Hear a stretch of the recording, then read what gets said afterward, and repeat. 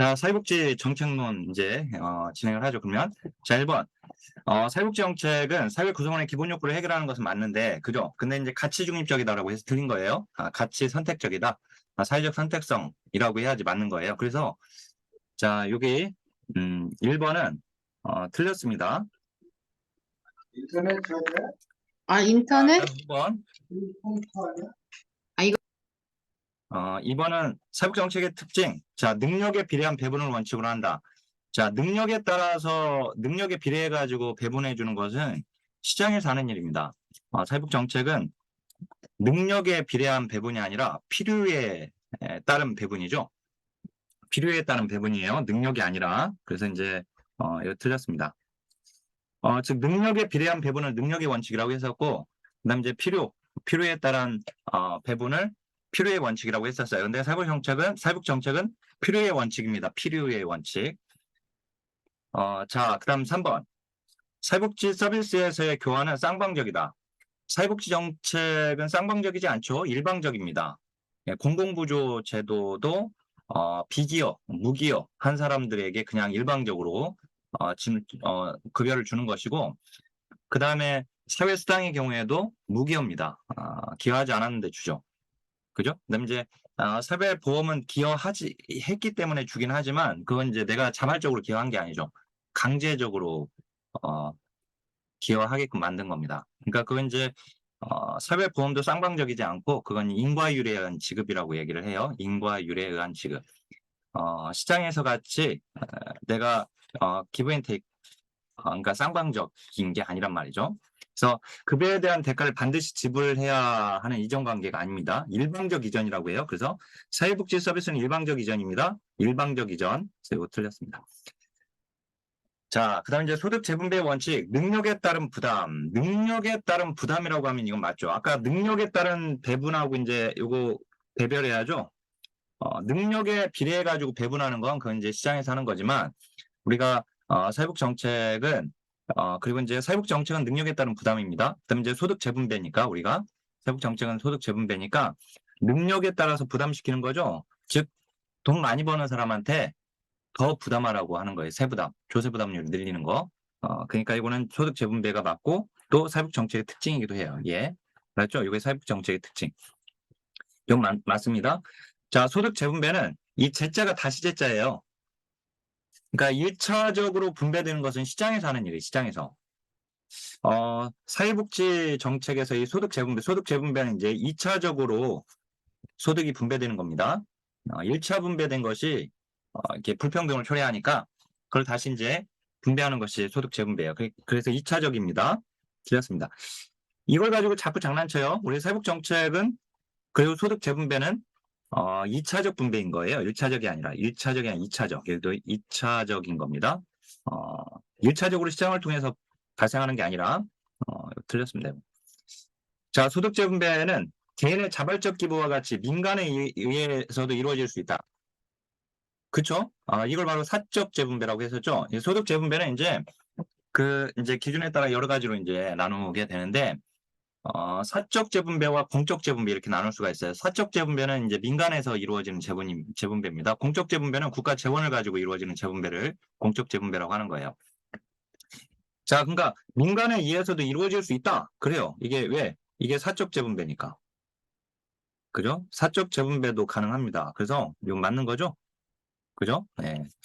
그다음 민간에 의한 것은 뭐 가족끼리 친지간에 뭐 이런 것들도 해당이 되지만, 기업 복지가 바로 이제 민간에 의한 복지죠. 그죠? 민간에 의한 재분배. 자, 그다음 8번 보면 시간적 소득 재분배.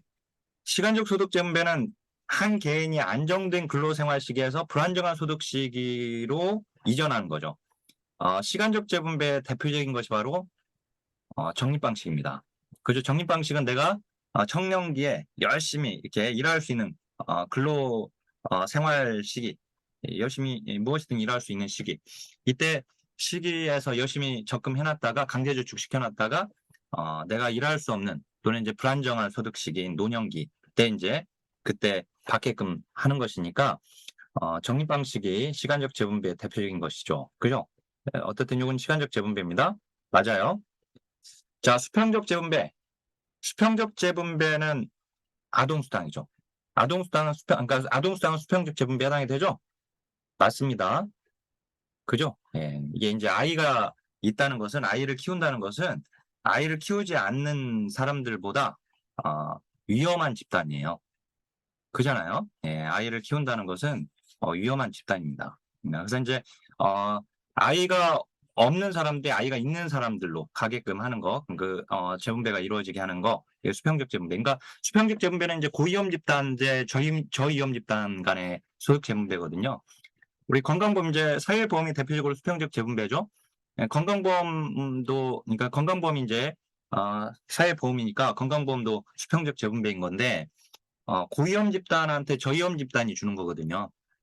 그죠? 우리 이제 건강보험료 많이 내지만 우리가 많이 낸다고 해가지고 그러니까 많이 낸다는 내는 사람이 병원 가가지고 뭐 똑같이 감기 걸렸는데 더 좋은 약을 처방받거나 그러지 않잖아요. 그죠? 그러니까 이제 이건 이제 건강보험을 이렇게 얘기하는 거예요. 그래서 차등기여하는데 균등급여예요. 그래서 이런 측면에서 건강보험은 이제 수직적 재분배 효과도 들어가 있어요. 그러니까 사회보험은 수평적 재분배, 우리가 이제 공공부조는 수직적 재분배, 그다음에 사회보험은 수평적 재분배예요. 이렇게 이제 대별해서 이렇게 알고는 있어야 하는데, 근데 사회보험도 수직적 재분배 효과는 있어요. 그래서 이제 건강보험의 경우에는 수직적 재분배인 이유가 아까 얘기한 것처럼 보험료를 거둘 때에는 소득재산의 차등 부과하지만 질병에 걸렸을 때 균등급여합니다. 그죠? 똑같은 관계에 대해서 균등급여 해주잖아요. 그죠? 많이 냈다고 해가지고 보험료한테 많이 내는데 지금 왜 이 관계가 이거냐? 이럴 수가 없죠, 그죠? 그러니까 차등기여 균등급여예요. 그게 이제 그런 측면에서 수직적 재분배가 되는 거예요. 근데 이제 일단 기본적으로 사회보험은 이제 수평적 재분배인데 그 이유는 고위험 집단한테 저위험 집단이 주는 거거든요. 이제 질병에 걸릴 확률이 높은 사람들을 그렇지 않은 사람들이 도와주는 거잖아요. 그죠? 그래서 이것도 이제 아동수당도 고위험 집단한테 주는 거예요. 저위험 집단이. 아이를 키우는 것이 고위험 집단이죠. 그죠? 자, 그 다음에 10번 소득 재분배 유형과 관계 집단의 연결. 자, 세대 내 재분배가 바로 적립방식이죠. 적립방식은 청년기 대 노년기죠. 만약에 지금 이게 뭔 말이냐 도대체 모르는 이게 지금 뭔 말이냐 하는 것은 일단 강의를 안 들어서 그렇고 두 번째는 암기를 안 해서 그런 겁니다. 알았죠? 먼저 이해를 하고 그다음 이제 암기를 하면 해결이 되는 것들이 다. 그래서 이제 세대 내 재분배는 다시 한번 적립방식이죠. 적립방식은 이렇게 그림으로 표현할 수가 있어요. 청년기 때 열심히 강제저축 시켜놓고 노년기 때 받게끔 하는 겁니다. 그죠? 그래서 청년기 대 노년기 간의 소득 재분배예요. 이렇게 노령 세대 대 근로 세대 간의 소득 재분배는 세대 간 재분배죠. 그죠? 이걸 세대 간 재분배라고 해야 돼요. 그래서 여기 틀렸습니다. 자, 11번. 소득 재분배에 관한 설명에서 재원 조달 측면에서 부조 방식하고 보험 방식, 이제 크게 이제 부조 방식, 보험 방식, 원조 방식 이렇게 크게 세 가지로 나뉘어요. 근데 이제 원조 방식은 우리 시험에 안 나왔고, 지금 부조 방식과 이제 보험 방식인데 쉽게 생각해서 그냥 이것도 이제 항상 정책론이나 이론들이 사실은 깊게 들어가면 어려워요, 내용이. 근데 저는 최대한 설명을 이렇게 좀 간결하게 하려고 하는 거예요. 시험에 딱 적합하게만 우리가 알면 되니까.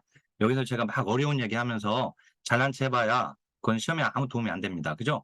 그러니까 지금 이 부조 방식은 생각할 때 공공부조를 생각하면 돼. 그냥 이것도 이제 논의할 게 좀 더 있긴 하지만 그다음 이제 보험 방식은 이제 민간보험이나 사회보험을 얘기합니다. 근데 이 공공부조 방식, 이 부조 방식이 결국 보험 방식보다는 재분배 효과가 크죠. 그죠? 예, 당연히. 그래서 이제 맞는 겁니다. 그 다음에 12번. 긍정적 외부 효과가 큰 영역은 자, 긍정적 외부 효과, 그냥 외부 효과 또는 부정적 외부 효과 모두 다 국가 개입의 정당성입니다. 국가가 재원화 서비스를 국가가 제공해야 하는 이유에 해당이 되는 거거든요. 다만 이제 사회복지 서비스는 긍정적 외부 효과가 크기 때문에 국가가 사회복지 재원화 서비스를 제공해야 한다라고 얘기하는 거예요. 그래서 긍정적 외부 효과가 나오면 민간 부분이 아니라 공공 부분, 즉 국가가 담당해야 한다는 얘기입니다. 그죠? 예. 이걸 다시 한번 시장 실패의 근거라고 하는 거예요. 그래서 정부 실패가 아니라 시장이 실패했으니까 국가가 개입해야 한다. 이렇게 가는 거예요. 그러니까 긍정적 외부 효과는 시장 실패의 근거예요. 그 말은 시장이 실패했으니까, 즉 시장은 비효율적이니까 국가가 개입해야 한다. 국가가 제공해야 한다라고 가는 거거든요. 그래서 이제 여기는 공공 부분이라고 해야죠. 그러니까 공공 부문이 담당해야 하는 것이 바람직하다라고 해야 돼요. 자, 정부의 비대칭성. 공급자와 수요자 간에 정부가 대칭적이지 않은 걸 정부의 비대칭성이라고 하죠. 그래서 이제 어느 한쪽이 정보를 많이 갖게 되면 정보를 적게 가지고 있는 쪽에다가 피해를 끼치게 돼요. 그죠? 그래서 이제 그게 바로 정부의 비대칭성인데, 그러면 공급자와 수요자가 정보를 똑같게 정부가 대칭적으로 갖게끔 만들어줘야 돼요. 누군가 그걸 중립적인 역할을 해줘야 하거든요. 누가? 국가 관료가, 전문 관료가. 그래서 정부가. 그래서 정부의 비대칭성은, 이것은 국가 개입의 정당성입니다. 그죠? 즉 시장 실패의 근거죠. 시장이 실패하니까 국가가 제공해야 한다라고 하는. 자, 그다음에 14번. 이게 지금은 요걸 제가 알죠? 이렇게 제가 음영 표시한 것들이 지금 올해 기출문제 지문들입니다. 이게 올해 기출문제 21회 기출문제 지문이에요. 자, 그다음에 14번. 실업보험을 민간 시장에서 제공할 때 발생할 수 있는 문제점. 자, 이 무임승차자 문제가 발생한다 이렇게 나왔거든요. 이 무임승차자 문제는 뭐에서 발생되는 거예요? 얘는 공공재에서 발생되는 거예요. 공공재. 공공재와 반대말이 이제 사유재거든요. 사유재. 공공재는 값을 지불하지 않은 사람들도 이용 가능한 재화를 공공재라고 해요. 우리 장례식장 가면은요, 밑반찬 깔아주잖아요. 그죠? 반찬 깔아주고 이제 밥 주죠. 근데 이제 그거 가면 이제 밑반찬은 공공재예요. 이게 같이 앉은 사람 중에서 먼저 먹은 사람이 임자야. 그건 공공재는. 예, 이게 그잖아요. 예. 근데 어쨌든 이 공공재는 대표적인 게 바로 이제 등대, 가로등 이런 것들이 공공재예요. 즉 등대는 내가 등대를 만들 때 값을 지불하지 않았어도 만들어지면 깜빡깜빡 거리니까 이용하면 돼요. 그 무임승차가 가능하단 말이에요. 이렇게. 사유재는 값을 지불한 사람만 이용 가능한 재화를 사유재라고 해요. 알았죠? 그래서 이제 자, 근데 실업보험을 민간 시장에서 한다고 그랬어요? 실업보험을 민간 시장에서 제공하면 민간 시장에서 실업보험 가입자한테 돈을 받습니까? 안 받습니까? 돈을 받잖아요. 그죠? 돈을 받으니까 공공재가 아니죠. 이렇게 되면. 그죠? 그래서 이제 당연히 여기 무임승차자 문제는 발생하지 않죠. 뭐 민간보험이 민간보험회사가 가입자한테 돈 받지 않고 가입시킵니까? 다 돈 받고 계약하면서 가입시키지. 그죠? 그러니까 이제 거기서 무임승차자는 문제 발생되지 않죠. 당연히. 그래서 저는 틀렸습니다. 자, 이건 이제 공공재에서 나타나는 문제. 공공재에서. 그렇죠? 그 다음 이제 15번. 사회복지 재원화 서비스를 국가가 제공해야 하는 이유. 자, 이 말은 국가개혁의 정당성. 다시 한번 시장 실패의 근거, 시장 실패의 이유예요. 자, 경제 성장에 낙수 효과가 발생한다. 이 낙수 효과 많이 들어보셨죠? 이 낙수 효과는 트리클 다운 이펙트라고 해가지고 이게 이제 깔때기, 우리 깔때기에서 이렇게 있으면 위에다 물 부으면 밑으로 물 떨어지죠? 척하 이론이라고 하는데 이거는 신자유주의자들의 논리입니다. 낙수 효과는. 그 한마디로 이게 제로섬 논리하고 똑같아요. 옛날에 우리 그 선상장 후분배 그렇게 많이 군사정부에서 옛날에 그렇게 많이 그 계속 외쳤던 구호잖아요. 선성장 후분배. 근데 이제 빵을 먼저 키워야 한다. 빵을 키워놓으면 부스러기 떨어지는 부스러기도 많아진다. 이런 논리죠. 그러니까 지금 여기 대기업에다 투자해야 먼저 투자를 해서 경제 성장을 일으켜야지 하청기업까지 쭉 내려간다 이거예요. 근데 이거는 복지보다는 성장을 우선시하는 정책이고요. 신자유주의 정부의 정책이었고 대처나 레이건 신자유 정부에서 이 낙수 효과의 경제 정책을 폈던 것이고요. 그다음 이제 따라서 이건 이제 국가가 제공해야 한다가 아니죠. 여기는 시장한테 맡기게 되는 신자유주의 정책에 해당이 돼요. 그래서 요거는 지금 틀린 겁니다. 그다음 이제 16번. 공공부주의 급여는 산술적 평등. 이 산술적 평등은 다른 얘기로 하면 결과적 평등. 그죠? 또 절대적 평등. 또 수량적 평등이라고 얘기를 하죠. 그죠? 자, 공공부주는 산술적 평등, 즉 결과의 평등이죠? 산술적 평등, 결과의 평등을 얘기합니다. 수량적 평등. 공공부주는 결과의 평등인 이유, 산술적 평등인 이유는 불평등을 다시 재분배하기 때문에 그렇습니다. 공공부주는 재분배하는 거잖아요. 그죠? 재분배하는 겁니다. 그래서 이제 이렇게 우리나라에 잘 사는 사람들, 위에 있는 사람들, 못 사는 사람들, 밑에 있는 사람들, 그죠? 이렇게 이제 선 그으면 빈곤선인데 여기 위에서 세금 걷어가지고 일방적으로 냅다 들이붓는 거예요, 밑에다가. 그죠? 이 밑에서 사는 사람들을 적어도 여기까지는 끌어올려주는 거죠, 여기까지. 그죠? 메꿔주는 건데, 따라서 이건 지금, 공공부주는, 비례적 평등으로 인해서 시장에서, 능력 있는 사람들이 더 많이 가져가니까요. 그러니까 그로 인해서 불평등이 발생됐는데, 그 결과를 다시 재분배하고 있는 거예요, 공공부주는. 따라서 이제 결과를 다시 재분배하고 있는 거예요. 그게 바로 산술적 평등, 결과의 평등입니다. 맞죠, 여기. 자, 열등차의 원칙은 비례적 평등이다. 비례적 평등은 이 비례가 뭐라고 했죠? 비례가 능력, 기여, 공헌, 노력. 예, 비례해서 자원을 배분하는 겁니다. 이 비례적 평등을 형평이라고 했죠? 형평성, 공평성. 알았죠? 영어의 에쿼티를 번역한 겁니다. 형평, 공평 다 똑같은 말이에요. 형평 또는 공평성. 뒤에다 성을 붙여서 상관없고. 이제 노력하는 사람한테 더 줘야지 우리는 공평하다고 얘기하는 거예요. 그래서 그거 자체가 비례적 평등이에요. 능력 있는 사람한테 더 주자. 더 배분하자. 근데 열등차별 원칙은 능력 없어서 국가 도움 받고 있는 피구제 빈민이 그나마 능력 있어서 비록 가난하게 살고 있지만 빈곤선 바로 위에 있는 최하층의 독립노동자보다 더 주면 안 된다. 능력 없어서 국가 도움 받는 사람. 이렇게 지금 여기 봐보세요. 이제 여기 능력 없어서 이 사람 지금 빈곤선 밑에 있으면서 국가 도움 받고 있어요. 이만큼까지 채워서 국가가 채워주죠. 그죠? 근데 지금 여기 위에 있는 사람, 여기 지금 빈곤선 바로 위에 있는 사람, 이 사람 최하층의 독립노동자입니다. 빈곤선 밑에 있으면서 이 사람 피구제 빈민이에요. 구제 빈민. 국가의 도움을 구제를 받고 있는 사람, 이 사람이 최하층의 독립노동자. 즉 이 사람도 가난하긴 해. 빈곤선 바로 위에 있으니까. 그렇지만 독립적으로 살아가. 이 사람보다 더 받으면 안 된다 이거예요. 이 열등처의 원칙이. 알았죠? 왜냐면 더 줘버리면 이 사람이 일하지 않거든요. 뭐하러 일합니까? 일하지 않아도 자기보다 더 많이 내가 버는 것보다 더 지금 급여를 더 주는데 그죠? 그러니까 열등처의 원칙인데 이게 나태 조장을 방지하는 거 이게 나태 조장을 방지하기 위해서 만들어진 원칙이에요. 이 원칙 자체가. 근데 이것은 지금 열등처의 원칙은 공공부주의 원리에 그대로 지금도 쓰이고 있는 것이고요. 능력을 지금 따지고 있기 때문에 이건 비례적 평등에 들어갑니다. 알았죠? 능력이 있어서 그나마 독립하고 있는 사람보다 최하층의 독립노동자보다 능력 없어서 국가도움 받는 사람이 더 받으면 안 된다. 알았죠? 능력을 따져요. 맞습니다. 자, 형평성이 신빈민법의 열등처우의 원칙에 적용되었다. 맞단 말이에요. 이렇게 형평성이 뭐예요? 비례평등.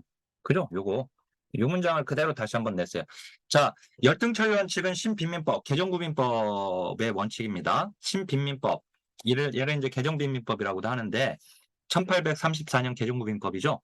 연도는 안 외워도 돼요. 연도는 시험에 한 번도 나온 적이 없기 때문에. 자, 맞았죠? 예, 이 비민법에서는 지금 연도는 한 번도 안 나왔어요. 우리 시험에서. 공무원 시험에서도 연도 가지고 장난친 적이 없어요. 공무원 시험이 훨씬 많이 나오는데 여기는. 예, 순서는 공무원 시험 나왔지만 우리는 순서도 안 나왔지만 어떻든 이제 요거 내용을 알아야 내용. 그 신비민법의 열등처의 원칙이 바로 형평성에 해당된다. 그죠? 형평성. 자, 그 다음 이제 드림 스타트. 스타트는 출발선이잖아요. 자, 여기 이게 스타트가 출발선을 의미합니다. 드림 스타트, 위 스타트, 도넛 스타트, 헤드 스타트. 이 스타트 프로그램들은 모두 다 기회 평등이에요. 출발선에 설 수 있는 그 기회를 동일하게 주는 것을 얘기합니다. 알았죠? 기회 평등입니다. 맞아요. 요거. 자, 그 다음에 긍정적 차별. 자, 긍정적 차별이 나오면 여성 고용 할당제, 장애인 의무 고용제를 생각하라고 했어요. 네. 여전히 지금도 성차별은 여전히 존재하고 있는 겁니다. 그죠? 그나마 많이 그 평등해졌지만 여성이라고 하는 이유만으로 여자 고용하면 여자들은 애 낳으면 그만둘 거니까 어, 이런 그 사고방식에 의해서 자, 예. 이게 이제 학교에서도 옛날에 제가 그 학교에 재직하고 있을 때에도 그런 얘기들을 했어요. 뭐 이 여직원 이번에 지원하는데 또 여직원을 뽑으면 이게 그 또 일 그만두게 되고 뭐 이런 얘기들을 또 하게 돼요. 학교에서도 보면. 그래서 이제 여전히 이제 그런 사고방식이 여전히 존재하고 있는 것이고, 근데 긍정적 차별은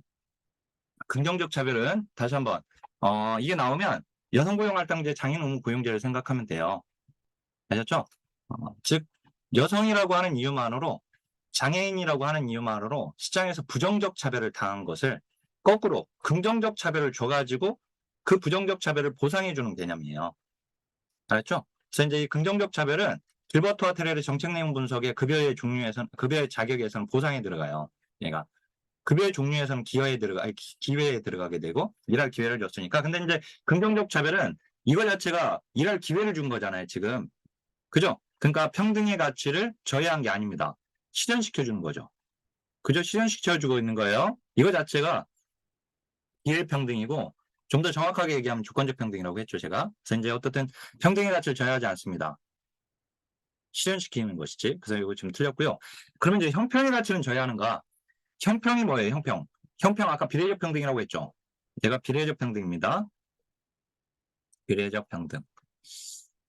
자, 여성이라고 하는 이유만으로 능력이 있는데도 불구하고 여자라고 하는 이유만으로 고용에서 차별을 당해요. 그러면 그 자기의 능력을 발휘하지 못하게 돼요. 여성이라는 이유만으로. 그죠? 그러니까 근데 여성에게 일할 기회를 줌으로 인해서 여성이 일을 해요.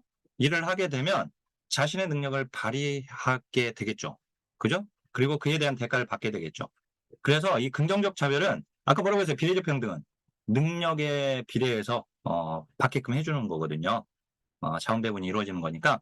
그러니까 결국은 긍정적 차별은 비례적 평등, 즉 형평의 가치를 실현시켜주고 있는 겁니다. 이것도 저해하지 않습니다. 알았죠? 저해한다고 해서 틀린 거예요. 자, 그다음에 21번 기회평등 추구는 빈자들의 적극적 자유를 증진할 수 없다. 자, 평등의 유형 중에서 종류 중에서 가장 소극적인 평등이 기회평등이거든요. 얘는 가장 소극적인 평등이죠. 기회만 주면 되니까 뭐 결과는 따지지 않고. 근데 이 기회평등도 빈자들의 적극적 자유를 증진시킬 수 있죠. 이 적극적 자유는 뭡니까? 자, 여기 지금 헷갈릴까봐 그러는데, 여기서 말하는, 지금 아까 제가 여기 형평 비례적 평등 능력에 비례해서라고 했는데, 여기서 지금 적극적 자유는 뭐냐면, 이거 능력을 강조하고 있는 건데,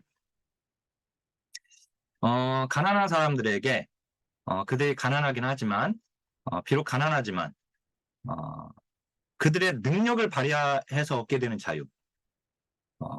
그게 바로 이제 적극적 자유예요.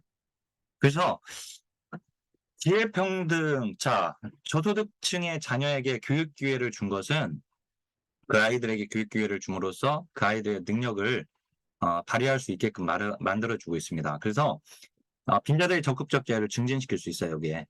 알았죠? 없다라고, 이거 지금 없다라고 해서 지금 틀린 겁니다. 자, 이거 없다라고 증진할 수 없다 해서 틀린 거예요. 이게 왜 이런 질문이 나오냐면, 기회평등은 이제 가장 소극적인 평등이거든요. 보수주의자들이 주장하는 평등이고, 그러면 이제 빈자들의 적극적 자유는 왠지 증진시킬 수 없을 것 같단 말이에요. 근데 있단 말이죠. 알았죠? 조심해야 하고. 자, 이건 이제 자유지상주의적 관점인데, 대표적인 학자가 로버트 노직과 같은 학자입니다. 근데 이제 뭐 사람 이름 몰라도 상관없고, 이제 공무원 시험에서는 로버트 노직이 이제 사람 이름이 등장했는데, 근데 이 지상주의적 관점에서 자유지상주의적 관점, 극우입니다. 극우 얘들. 근데 적극적 자유를 옹호한다. 아니죠. 얘들은 적극적 자유는 빈자들의 자유예요. 알았죠? 빈자들의 자유예요. 적극적 자유는. 소극적 자유가 부자들의 자유고. 그러니까 자유지상주의적 관점 얘들은 부자들의 자유를 주장하겠죠. 당연히. 그죠? 그러니까 얘들은 소극적 자유를 옹호하는 거예요. 부자들의 자유인 소극적 자유를. 알았죠? 그래서 이제 요거 틀린 겁니다. 아셨죠? 네. 자, 이거 부자들이 듣기에는 굉장히 기분 나쁜 얘기들이에요. 지금 우리 선생님들 중에 지금 부자들은 지금 이거 별로 마음에 안 드는 얘기들이 자꾸 나와서 거슬릴 텐데, 어떻든, 자, 이게 사회복지는 결국, 부자들의 소극적 자유를 침해해서 빈자들의 적극적 자유를 증진시키려고 하는 겁니다. 며칠 전에 날 새며 작업하다가 우연히 그냥 그 글을 이렇게 인터넷 이게 검색 중에 다 보셨죠? 그 어른 김장하 선생님 그거를 우연히 보게 돼가지고 날 새면서 봤어요. 1, 2편으로 나온 걸 넷플릭스에서 이렇게 봤는데 너무 존경스럽더라고요. 네, 정말 아름다운 부자 시더라고요. 보니까. 자, 아직 안 보셨으면 한번 보세요. 어른 김장하 한번 안 보셨으면 보셨으면 좋겠고. 자, 이제 보겠습니다. 계속. 23번. 사회복지정책을 통한 결과의 평등 지향은 일부 사회 구성원의 소극적 자유를 침해하는 결과를 가져올 수 있다. 자, 다시 한번. 사회복지정책을 통한 결과의 평등 지향은 일부 사회 구성원의 소극적 자유. 뭐예요? 일부 사회 구성원 누구? 부자들의 소극적 자유를 침해한다. 그죠? 맞아요. 그죠? 네. 자, 그럼 24번. 평등을 추구하는 사회복지정책은 선택의 자유를 제한한다는 비판을 받는다. 그죠? 평등을 추구하게 되면 이때 선택의 자유는 어떤 선택의 자유를 아니면 소극적 자유를 얘기하는 거야. 선택의 자유, 여기 이건 소극적 자유를 지금 얘기하는 겁니다. 소극적 자유. 소극적 자유에서 말하는 선택은 시장에서 개인들이 자유롭게 선택할 수 있는 그 선택을 얘기해요. 시장에서 내가 자유롭게 경제활동하면서 선택할 수 있는 그 선택의 자유. 그게 소극적 자유거든요. 그런 얘기 할 수 있는 사람 누굽니까? 부자들이 할 수 있는 얘기, 돈 있는 사람들이 할 수 있는 얘기예요. 돈 있는 사람들이. 그래서 이제 이거는 선택의 자유를 제한한다는 비판이었다. 즉 소극적 자유의 선택을 지금 얘기하는 겁니다. 그래서 맞는 거고요. 자, 그다음에 파레토 개선인데 파레토 효율이죠. 파레토 효율은 더 이상 손대지 못할 최적의 자원 배분 상태입니다. 그러니까 아주 최적의 자원 배분 상태이기 때문에 만약에 누군가의 그 배분 상태 아주 최적의 배분 상태인데 건드리지 말아야 할 그런 상황인데 누군가의 효용을 즉 만족감을 늘리기 위해서는 그 상태에서는 누군가의 효용을 감소시킬 수밖에 없는 거예요. 지금 아주 최적이거든 지금 현재. 근데 거기서 누군가를 올리려고 하는 순간 누군가는 감소되어야 하는 문제가 발생돼요. 알았죠? 이 파레토 효율 상태에서 이 파레토 개선이라고 하는 건 뭐냐면은 자, 누군가의 효용을 증가시킬 수 있는데 누군가의 효용은 감소되지 않으면서 증가시킬 수 있는 것을 파레토 개선이라고 해요. 자, 근데 보세요. 이제 민간 자선 활동은 자기가 원해서 하는 겁니다. 자선 활동이니까. 강제가 아니잖아요. 자기가 원해서 자선 활동하는 거잖아요. 그죠? 그러니까 자선 활동하는 사람들의 효용은 감소되지 않습니다. 그죠? 그리고 이제 오히려 자선 활동의 대상, 그 혜택을 본 사람들은 효용이 증가되죠. 그죠? 그러니까 이게 바로 이제 파레토 계산이에요. 오히려 자선 활동에 참여하는 사람들은 그 참여로 인해서 그 사람들의 효용도 오히려 또 증가돼요. 그잖아요. 이게 봉사활동도 하는 사람들이 한다고 우리 선생님이 이제 우리 복지를 또 전공하는 사람들이니까 우리는 그 맛을 알고 있잖아요. 그죠? 네. 근데 어쨌든 그에 참여하면 보람이 있잖아요. 뭔가 이렇게 기부할 때 보람이 있고. 그죠? 네. 그래서 이제 자, 다시 한번. 이 민간 자선활동은 자선활동을 하는 사람의 효용은 감소되지 않습니다. 근데 이제 자선활동의 대상들은 이제 그 만족감이 증가되기 때문에 파레토 계산에 해당되고요. 근데 이제 소득 재분배로 인해서 혜택을 보는 빈민들은 가난한 사람들은 그 사람들은 효용은 증가됐죠. 근데 그 사람들을 위해서 세금을 내야 하는 납세자들의 경우에는 왜 내 돈 가지고 저런 사람들 도와주니 이렇게 얘기하는 사람들이 간혹 있단 말이에요. 예, 그 사람들의 만족감 떨어지죠. 그러니까 이제 소득 재분배는 파레토 개선에서 파레토 개선에 해당이 되지 않는 거예요. 그러니까 파레토율의 개념에서 파레토 효율적이지 않은 거죠. 그렇죠? 어쨌든 이거는 맞는 겁니다. 그러니까 근데 공동부조는 파레토 계산에 해당되지 않습니다. 그러니까 소득 재분배는 파레토 계산에 해당되지 않습니다. 자, 그러면 이제 26번으로 갈게요. 자, 적절성인데요. 이번에 적절성에서 문제가 나왔죠. 이번에. 자, 적절성은 일정한 수준의 신체, 정신적 복리를 제공하는 것을 의미한다.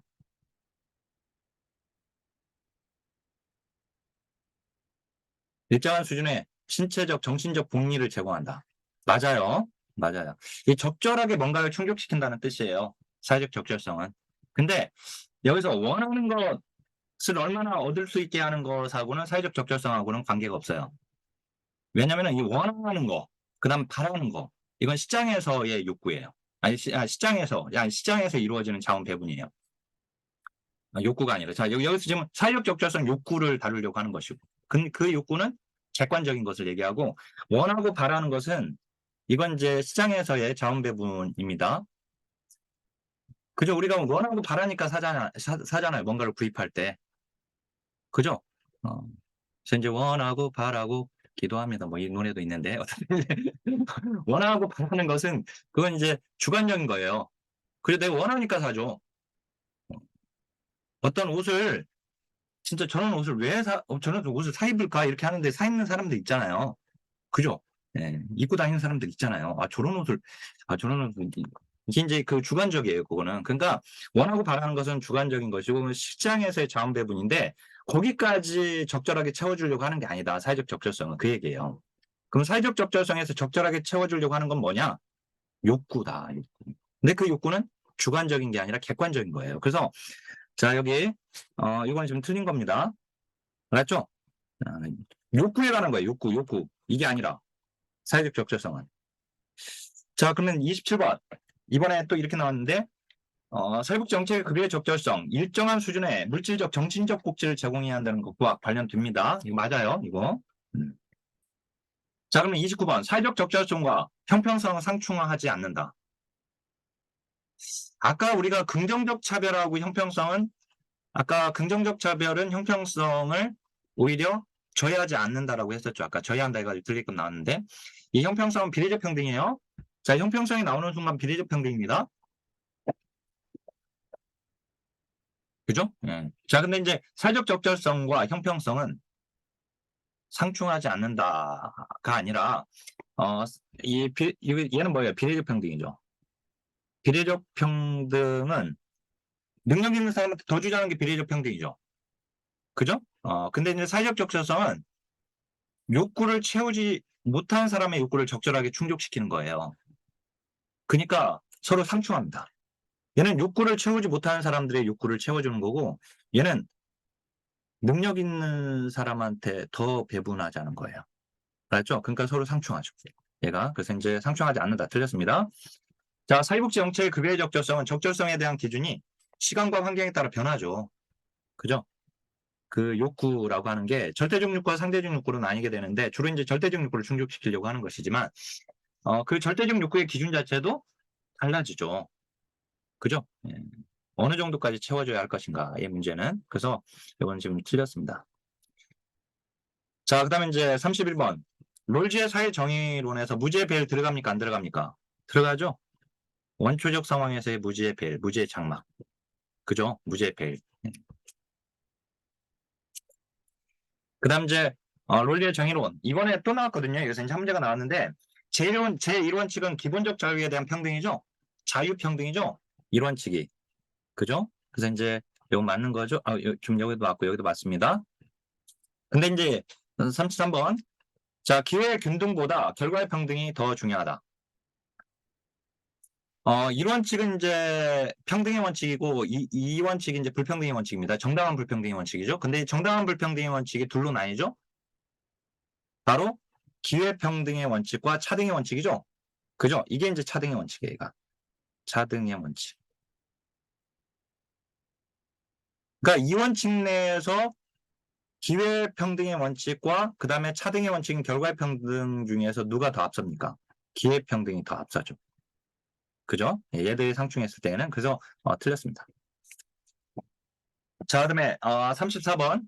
엘리베이스 구빈법으로 전국적 차원의 행정구조가 수립되었습니까?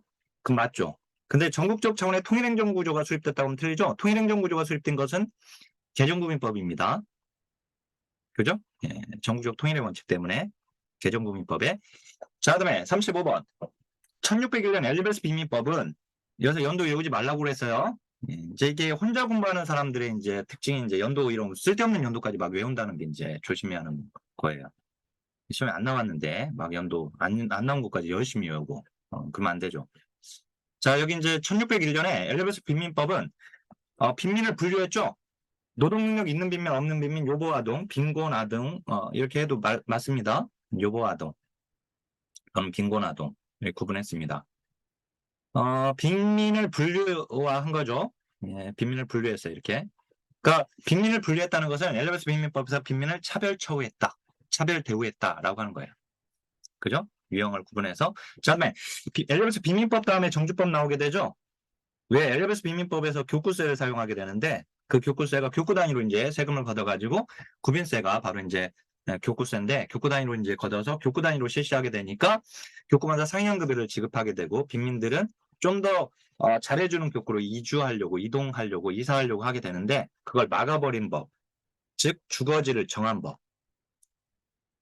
이거 거주지 제한입법이라고도 하는데 주거지를 정해버렸죠. 즉 자유로운 이동을 이사를 못 가게끔 만든 거예요. 금지하였다. 맞습니다. 자, 그 다음에 나온 게 이제 작업장법이고 작업장법 다음에 이제 길버트법인데 이상하게 우리 1급 시험에서는 작업장법을 가지고 문제를 내지를 않았어요. 그간에 나치불법이라고도 하는 공무원 시험은 이제 잘 나옵니다. 그래서 이제 이게 1급 시험하고 공무원 시험의 논점이 좀 달라요. 같은 부분에서 나와도 좀 다르게 나와요. 그래서 이 논점에 맞게끔 알아야 돼요. 그래서 아셨죠? 자, 거기 이제 길버트법은 작업장 노동의 비인도적 문제에 대응하여 원해구제를 실시하였다. 원해구제 맞죠? 원해구제 원칙입니다. 그래서 이제 이거 맞습니다. 물론 이제 원해구제를 엘리베스 빈민법에서도 예외적으로 실시하긴 했었죠. 그죠? 예. 그지만 이제 원칙적으로 실시한 건 길버트법이고, 그 다음 이제 스피넨랜드법은 노동 가능한 빈민은 원해구제를 금지한 게 아니라 길버트법에서 이제 시작한 원해구제의 원칙을 스피넨랜드법으로 오게 되면 더 확대하는 거예요. 계속 확대해 나가는 거예요. 금지한 게 아니라. 자, 그 다음에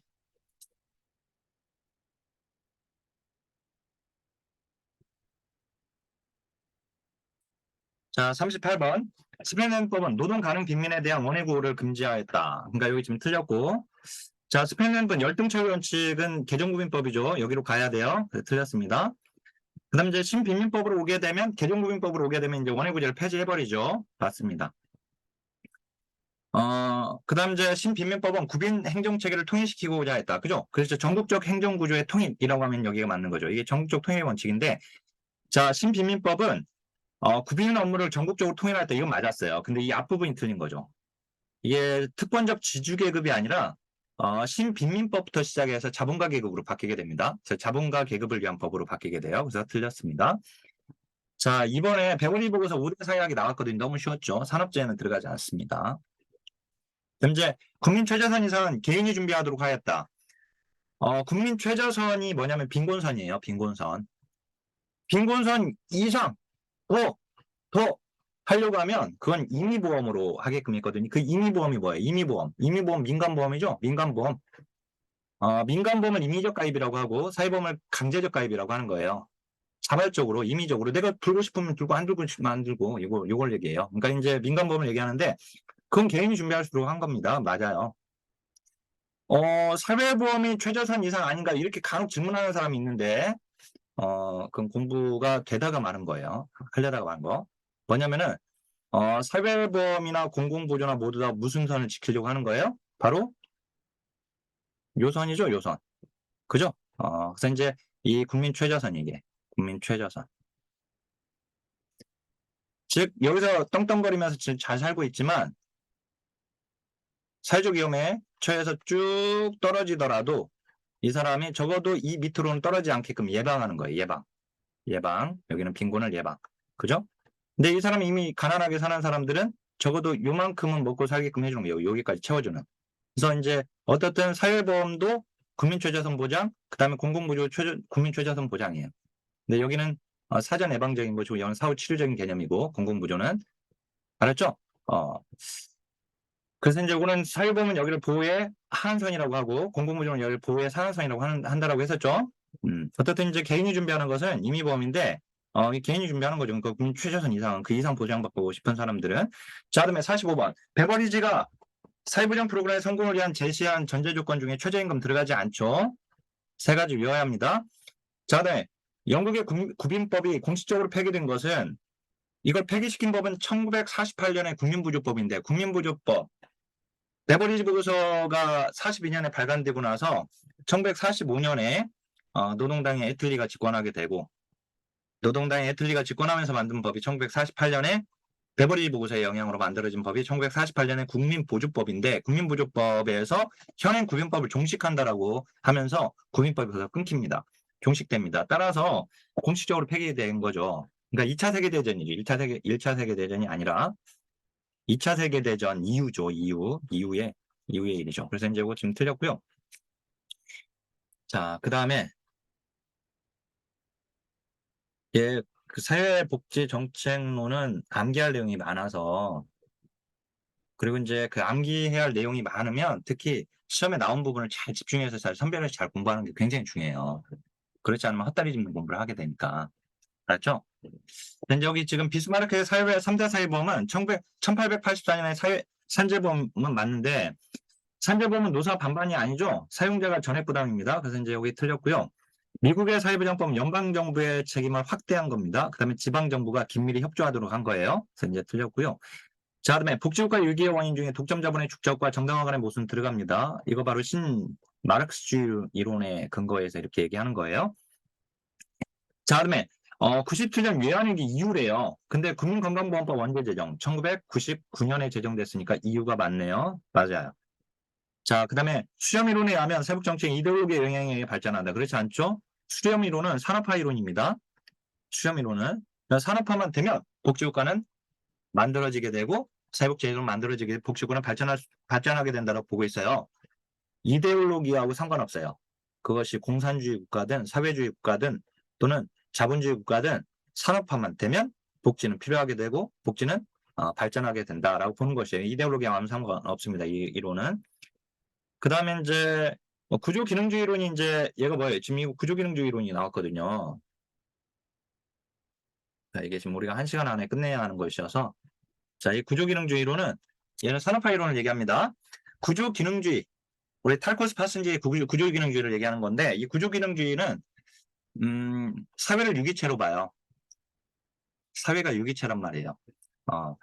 그러니까 결국 이제 유기체적 항상성이라고 했죠. 이거를 이제 욕구는 있는데 돈을 벌었어요. 자원은 있어. 내가 돈은 있어. 근데 배고파. 배고픈데 내가 돈이 있어. 그러면 사 먹으면 되잖아요. 해결되죠. 그죠?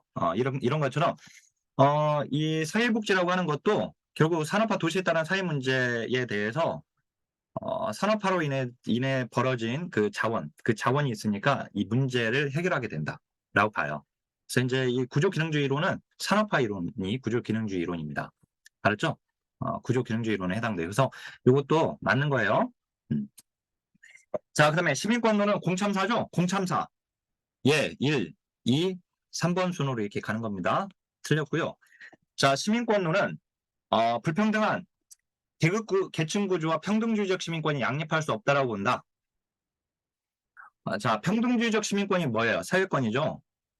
사회권인데 불평등한 계층 구조 때문에 사회권이 등장한 거죠. 그잖아요. 그죠? 우리가 사회복지가 왜 필요합니까, 지금? 사회가 불평등하니까 필요한 거죠. 그죠? 사회권적 기본권이 왜 필요합니까? 사회가 다 평등하다면 다 같이 평등하게 살고 있다면 이건 필요 없죠. 그러니까 이 불평등하니까 이게 존재하는 거예요. 그죠? 그러니까 서로 양립하고 있는 거죠. 양립할 수 없다. 틀렸습니다. 자, 그다음에 신마르크스주의 이론. 다양한 비계급적 집단은 이거 이익 집단을 얘기하거든요. 이익 집단들 간의 이해 조정. 이익 집단 이론이죠? 이익 집단 이론입니다. 자, 이번에 56번에서 권력자원 이론이 이번에 또 나왔어요. 우리 민주주의 정착과 노동자 계급의 조직화된 힘. 맞죠? 네, 맞습니다. 네, 제가 이제 권력자원 이론은 제 쪽수 이론이라고 얘기했죠. 쪽수 이론. 쪽수가 누가 더 많아요? 자본가 계급과 노동자 계급 중에 쪽수가 누가 더 많아요? 발가락 수는 노동자가 더 많습니다. 그죠? 그러니까 유권자가 더 많으니까 어, 노동자들이 만약에 노동자 계급이 결집만 가능하다면, 연대만 가능하다면 당연히 의회 제도 내에서 자본가 계급을 이길 수 있죠. 투표로 이길 수가 있으니까. 그래서 이제 노동자 계급이 자신들을 대변할 수 있는 정당을, 노동당과 같은 진보 정당을 집권하게 만드는 거죠. 그걸 통해서 복지를 확대시키는 것을 설명합니다. 이 권력자원론은 이게 복지국가 지금 발전 이론인데 복지국가 황금기를 설명하는 이론들이거든요. 이게 권력자원 이론이 설득력 있는 이론이다라고 하는 거. 당시에 복지의 발전을 잘 설명하고 있는 이론이에요. 그래서 이제 권력자원론은 복지국가 발전의 주요 변수들이 노동조합의 중화 정도, 노동자 정당의 영향력, 맞죠? 맞아요. 자, 권력자원론. 이거 권력자원론은 우리가 사회민주주의 이론이라고 합니다. 얘를 사회민주주의 이론. 정자로 못 써도 죄송합니다. 지금 흘림체로 하는 것은 제가 강의에 혹시 좀 이렇게 성의 없이 강의한다고 이렇게 생각하지 않으셨으면 좋겠어요. 이게 사회민주주의 이론이라고 합니다. 이걸 권력자원 이론을 똑같은 거고. 근데 이 권력자원론으로 이렇게 시험에 나와요. 지금 코르피의 권력자원 이론이 사회민주주의 이론의 대표적인 이론이거든요. 그렇죠? PRT라고 해서 파워 리소스 세어리라고 해서 굉장히 그 설득력 있는 이론이고. 그래서 여기 PRT는 권력자원론은 사회적 정책의 권력 엘리트가 아니라 권력 엘리트의 산물. 이거 지금 엘리트의 산물. 이거 엘리트 이론이에요. 엘리트 이론. 엘리트 이론. 알았죠? 제가 지금 틀렸고요. 자, 59번. 국가 중심적 이론. 적극적 행위자로서의 국가를 강조합니다. 그죠? 국가 중심론. 이걸 국가론이라고 하네. 국가 중심론은 국가가 사람처럼 스스로 문제를 인식해버려요. 그래서 이게 문제가 있구나. 이 문제를 해결하기 위해서 문제에 대한 대응을 만들어내는 거예요. 알았죠? 국가가. 그래서 공급자로서의 국가, 적극적 행위자로서의 국가라고 얘기를 하는 거예요. 그죠? 그 강조하고 사회부 정책의 발전을 국가 관료제의 영향으로 설명합니다. 자, 이거 맞습니다. 국가가 문제를 해결하는데 어떤 국가가 그러면 이게 국가가 뭡니까? 국가 전문 관료들이겠죠. 그죠? 자, 그 다음에 복지과 유형론에서 에스펜 앤더슨에서 문제 이번에 또 나왔어요. 우리 1순위로 공부하는 거라서. 자, 여기서 이제 에스핀과 안데르센이 아닙니다. 누가 이제 이거 두 사람이냐 이렇게 물어보는 경우가 있는데 한 사람이에요. 에스펜 안데르센. 자, 근데 에스펜 앤더슨 또는 이제 안데르센의 복지국가 유형. 탈상품화는 돌봄이나 서비스 부담을 가족에게 의존하지 않는 정도는 탈상품화가 아니라 탈가족화죠. 탈가족화입니다. 그죠?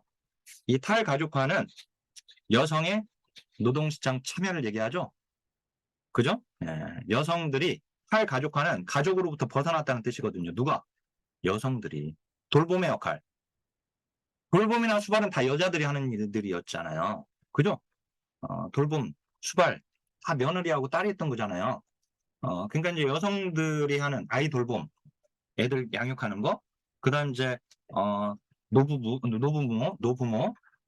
수발하는 거, 이거 다 누가 했어요? 여성들이 한 건데 여성들로부터 가족으로부터 벗어나게끔 해주는 거예요. 탈가족화는. 그래서 이제 탈가족화는 결국 돌봄이나 서비스 부담을 가족, 특히 이제 여성이죠. 가족 내 누구, 여성에게 의존하지 않게 만들어주는 것인데 이 탈가족화입니다. 그래서 이제 이건 지금 틀렸죠. 이 탈가족화를 지금 탈상품화라고 틀리고 나왔고. 자, 그럼 이제 61번.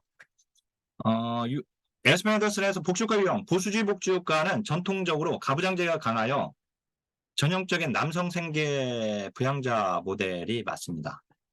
그죠? 이제 국가와 가족과 시장의 연대 근거가 이제 누가 중심적이냐, 그다음 누가 보조적이냐, 또는 주변적이냐 이런 건데 보수주의 복지국가는 이제 가족을 연대의 근거로 삼고 있고요. 그다음에 이제 여기는 이제 가부장제가 강합니다. 남성 생계 부양자 모형이 여기는 남성 위주의 복지 정책으로 된단 말이죠. 자, 여기 이제 62번. 에스펜 앤더슨의 세 가지 복지 체계 중 보수주의 복지 체계가 가족의 중요성을 강조하는 겁니다. 맞아요. 국가를 강조하는 것은 사회민주주의, 복지국가. 그 다음에 시장을 강조하는 것을 시장의 중요성을 강조하는 것은 자유주의 복지국가입니다. 자, 그다음에 63번. 사민주의 복지국가는 보편주의에 거쳐 사회권을 통한 탈상품 효과가 제일 크죠. 그러니까 맞습니다. 자, 잠깐만요.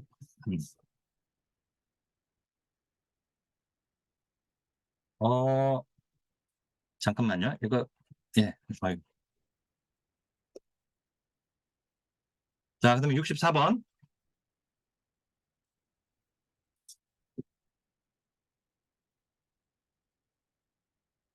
64번에서 조지 홀딩이 제시한 소극적 집합주의. 이번에 이 문제가 나왔거든요. 소극적 집합주의에 대한 설명으로 맞는 걸 고르시오라고 하는 문제가 나왔어요. 자, 시장에 대한 국가 개입을 최소화하고 개인의 소극적 자유를 극대화한다. 소극적 자유는 누구의 자유? 부자들의 자유. 부자들의 자유를 극대화시킨대요. 극우겠죠, 얘들. 이데올로기상 극우에 해당돼요, 극우.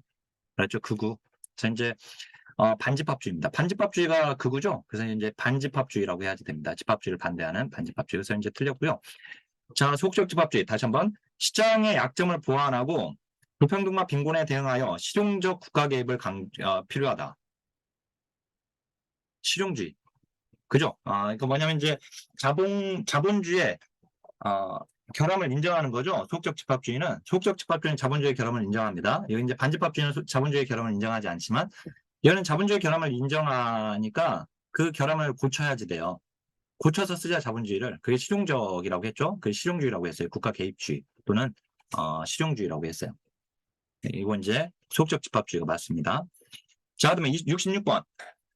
중도 우파가 소극적 집합주의죠. 이제 조지 홀딩이 맨 처음에 4분 모형을 제시하고 그다음 나중에 6분 모형을 제시했는데 명칭을 바꿨죠. 반집합주의를 신우파, 그다음 이제 소극적 집합주의를 중도 노선 또는 중도 우파, 그다음 이제 폐변 사회주의를 사회민주주의, 그다음에 마르크스주의는 마르크스주의로 그대로 내려오고 페미니즘과 이제 녹색주의를 추가시켰습니다. 녹색주의는 이제 생태주의라고도 하고요. 우리 시험에 생태주의로도 시험에 나왔었는데, 어쨌든 이제 중도 우파는 이제 소극적 집합주의인데, 빈곤과 불평등 완화를 위해서, 그죠? 맞습니다. 조건부로 이제 국가 개입을 인정하고 있어요. 이게 중도 또는 소극적 집합주의는. 그 다음 이제 67번. 사회복지 모형의 복지국가 확대를 가장 지지하는 것은 사민주의의 중도 좌파. 사회민주주의. 그렇죠? 사회민주주의. 그렇죠? 이 좌파하면 우리는 이제 빨갱이를 생각하는데 사회민주주의는 빨갱이가 아닙니다. 여기는 알았죠? 어떻든 이제 사회민주주의는 중도 좌파이고 복지국가를 가장 강조하는 쪽이죠. 그래서 여기는 틀렸죠? 그죠? 그다음 이제 제3의 길이 강조한 복지개혁의 방향, 근로연계 복지가 맞죠? 그죠? 제3의 길. 그래서 이제 복지가 권리죠? 받을 권리예요. 그 다음에 근로는 뭐예요? 일할 의무고요. 그래서 권리와 의무의 조화라고도 하는 거예요, 이걸. 근로연계복지. 그렇죠? 제3의 길에서 강조하고 있습니다. 원래 근로연계복지는 이거 신자유주의 정책이거든요. 그런데 신자유주의 정책을 그대로 여기서 장점으로 받아들인 거예요. 그렇죠? 제3의 길은 신자유주의, 그 다음에 사회민주주의, 제1의 길은 사회민주주의, 제2의 길은 신자유주의의 장점만 받아들이고 단점을 버려버린 것이거든요. 근데 장점을 받아들일 때 신자유주의로부터 받아들인 것이 바로 근로연계복지, 그 다음에 복지다원주의 받아들이고 있거든요. 그래서 이제 지금 맞고요. 자, 사회투자국가 제3의 길이죠. 사회투자국가 나오면 제3의 길 문제는 이렇게 같이 풀면 돼요. 근데 현재 아동에 대한 선제적 투자, 그죠? 인적 자본에 대한 투자. 맞아요. 예. 이 아이들이 나중에 건전한 근로자들이 될 거니까. 네, 그래서 이제 맞습니다. 자, 이제 빈칸 넣기인데요. 네, 빈칸 넣기는 조금 빨리 진행할 거거든요. 자, 70번에 보면 70번은 이렇게 재원화 서비스 제공 수급자로부터 물질적, 비물적 대가를 받지 않고 이전하는 그 일방적 이전이라고 해요. 일방적 이전. 지금 OX 빵꾸 체크 이렇게 공부하고 있잖아요. 이거 지금 올해는 이걸 책으로 출간하려고 하고 있습니다. 원래 기초족보 OX 책이 따로 있는데 이렇게 좀 간단하게 그냥 많은 문제를 풀 수 있게끔 우리 지금 이게 다 기출 지문들이거든요. 그걸 응용한 건데 이걸 이번에 책을 내려고 하고 있어요. 좀 얇게 해서 그래서 이제 이렇게 좀 공부를 빠르게 이렇게 OX 체크할 수 있게끔 여기 지금 71번은 아까 뭐였어요? 여기 기여에 상관없이 욕구에 준해서 평등하게 이루어지도록 하는 거. 욕구에 준해서 주는 거. 욕구에 준해서 하는 거. 이거 필요의 원칙이라고 해요. 필요의 원칙. 필요에 따른 배분. 그죠? 그다음 72번. 젊은 시절에 소득 적립 노년기 받는 거. 이거 세대 내 재분배죠? 세대 내 재분배입니다. 적립 방식을 얘기하는 거죠. 적립 방식 여기 들고. 자, 보험가입자가 위험 발생을 예방 회피하는 행위. 보험에 가입됐으니까 이거 사고 나면 그냥 보험 처리해버리지? 이거 뭐예요? 도덕적 해이입니다. 도덕적 해이. 자, 기회평등은요. 기회만 평등하면 결과는 필요 없어요. 결과는 불평등은 상관없어요. 그래서 기회만 주면 돼 그냥. 그죠? 예. 그 다음 이제 75번. 개인의 업적 공헌도, 능력, 기여에 따라 자원을 배분하는 거. 비례적 평등이죠, 이게. 비례적 평등이고요. 비례적 평등은 아까 뭐라고 했어요? 공평 또는 형평이라고 했죠. 그죠? 자, 다른 사람의 효용을, 이 효용을 만족감으로 읽으라고 했죠. 다른 사람의 만족감을 감소시키지 않으면서 다른 어떤 사람의 효용을 만족감을 증가시키는 걸 파레토 개선이라고 했습니다. 파레토 개선이고, 이 파레토 개선의 대표적인 예가 바로 민간 자선 활동이라고 아까 얘기를 했었고요. 그 다음에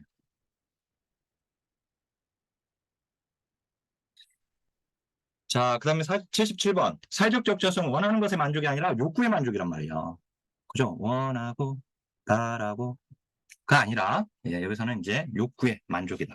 그 다음 이제 78번. 아까 이거 열등처우의 원칙이었죠? 열등처우의 원칙입니다. 이거는. 그 다음에 베버리 보고서에서 빈곤과 이 결핍이, 궁핍이 빈곤인데 질병. 얘들은 어차피 안 읽어도 된다고 했고, 그죠? 불나무라고 했죠. 불나무. 무지. 불에 탄 나무를 베버리지가 내버렸다. 자, 독일의 비스마르크 사이범은 상호부조 조직인 공제조합을 기원으로 합니다. 자, 영국의 국민보험법은 1911년 국민보험법은 건강보험과 실업보험이죠. 건실이라고 했어요. 건실. 근데 이제 미국은 노실이라고 했죠. 노실하게. 여기는 이제 건실이라고 얘기했고. 자, 우리나라 최저임금 제도는 1986년에 최저임금법이 제정이 돼요. 그 최저임금 제도 자체가 시행된 것은 1988년이에요. 알았죠? 최저임금법 자체는 1986년에 제정되자마자 바로 시행돼요. 근데 그 법이 제정된 게 시행했다고 해서 최저 임금 제도 자체가 시행된 건 아닙니다. 알았죠?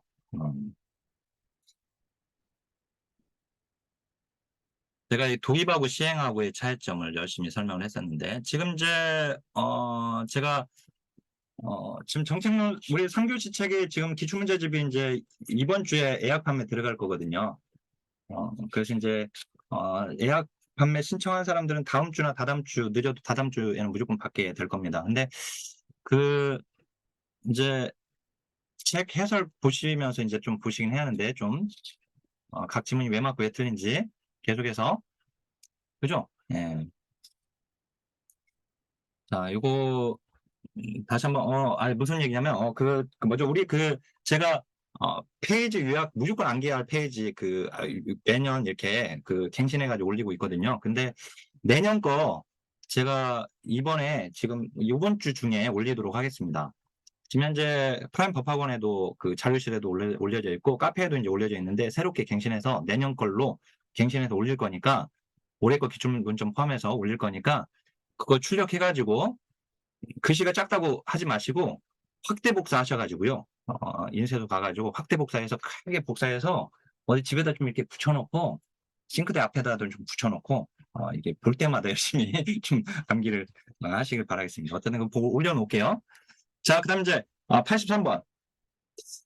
시민권론은 완전한 시민권의 실현이 가능하다. 시민권론은 결국 이제 사회권입니다. 사회권의 실현을 통해서 정치권이 아니라 그 다음에 사회권이 복지권이거든요. 얘가 복지권이니까. 그 다음 이제 84번. 계급 갈등의 정치적 과정을 중요시하고 갈등의 정치화 과정을 통해 복지국가가 발전한다고 설명하는 것은 뭡니까 이거예요? 사회민주주의 이론. 또는 아까 사회민주주의 이론은 뭐라고 했죠? 권력자원, 그죠? 권력자원. 이렇게. 자, 85번. 국가중심 이론은 사회복지 제공하는 공급 측면에서 지금 말하고 있는 겁니다. 공급자로서의 국가. 자, 그 다음 86번. 신마르크주의 이론은 국가의 자율적 역할 정도에 따라서 도구주의적 관점과 구조주의적 관점으로 대별되죠. 자, 87번. 에스페 핸더슨의 복지국가 유형 중 무슨 복지국가는 개인 책임과 자주의 권리를 강조하는 것은 자유주의 복지국가이죠. 자, 88번. 이번에 나온 문장인데 이 어떤 복지국가에서는 사회보험을 분절적으로 운영한다. 이 분절적이라는 말은 조합주의 운영 방식을 얘기하거든요.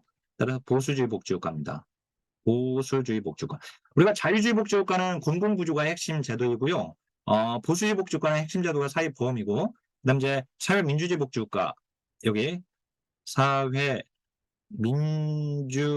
복지국가는 탈상품화 정도가 높고 보편적 사회 서비스를 제공하는데 여기는 사회수당입니다. 그래서 이제 자유주의 복지국가 공공구조, 그 다음에 보수주의 복지국가 사회보험. 근데 그 사회보험도 조합주의 운영 방식의 사회보험인 것이고, 그 다음 이제 여기 사민주의 복지국가는 사회수당입니다.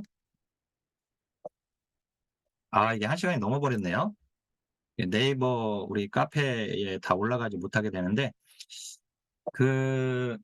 이거는 그냥 본래 공개 강의로 우리가 했으니까, 이거는, 그리고 다행히 우리 선생님들 지금 화면을 킨 사람이 아무도 없으니까, 유튜브에다가 올리도록 하겠습니다, 이거는. 근데 이렇게 유튜브에다 올리면, 이제 막 악플을 다는 사람들이 간혹 있어요. 이렇게 뭐 글씨가 형편없다, 이렇게 이제 강의가 너무 빠르게 되는데 뭔 말인지 못 알아듣겠다, 막 이런 악플들을 이렇게 하는 분들이 있어가지고, 우리 선생님들은 아니겠지만, 분명히. 자, 혹시 이 글을, 지금 이 강의를 유튜브에서 보신다면 좋아요를 많이 클릭해 주시길 바라겠습니다. 좋아요, 여기에 있나요? 어떻든 여기 클릭을 많이 해주시길 바라겠습니다. 자, 거기 이제, 이왕 넘었으니까, 지금 어딥니까? 이제 여기 90번인데, 조지 월딩이 제시한 사회복지 이념 중에서, 무엇에서는 자본주의가 자기 규제적이지 못해요. 결함이 있어요. 결함을 인정해버렸어요, 여기서. 그래서 일정 수준의 국가 개입이 불가피하다. 실용주의적 입장. 그래서 자본주의가 결함이 있긴 하지만 고쳐서 쓰자는 얘기예요. 고쳐서 충분히 쓸 수가 있다. 그러니까 실용적이죠. 이게 지적 실용주의라고 하는데, 이건 뭐예요? 아까 소극적 집합주의 얘기해. 소극적 집합주의. 중도 우파. 알았죠? 그다음에 91번. 조지 월딩의 제시한 이념. 이번에 이제 91번 이게 이제 나온 지문이거든요. 올해 나온. 거기 복지국가가 노동의 성분업과 그다음에 그러니까 복지국가에 대해서 양면적 입장을 취하고 있는 페미니즘에서 지금 이렇게 얘기하는 거죠. 페미니즘에서는 복지국가를 양면적으로 보는데 복지국가를 긍정적으로 보는 것은 복지국가가 여성 친화적인 정책을 펴는 거, 그러니까 양성 평등적인 정책, 성평등 정책이나 그다음 이제 여성 친화적인 정책을 펴는 거에 대해서는 긍정적으로 보는데, 근데 여전히 복지국가가 성차별 체계의 현대적 양상이다. 여전히 성차별을 하고 있다. 이렇게 주장하는 거예요. 그다음 이제 가부장제로 또 비판하는 것은 페미니즘에서도 자유주의 페미니즘, 사회주의 페미니즘, 그다음에 급진주의적 페미니즘은 나뉘거든요. 근데 이제 사회주의 페미니즘에서 이 가부장제를 비판하죠. 예, 가부장제는 남성이 여성을 지배하기 위한 권력 통제 메커니즘으로 보게 되거든요. 그래서 이제 여기는 페미니즘입니다, 결국. 그 다음 이제 92번. 사회투자 모형에서 결과의 평등보다는 기회 평등이죠? 그죠? 네, 왜 그래요? 사회투자 모형에서는, 음,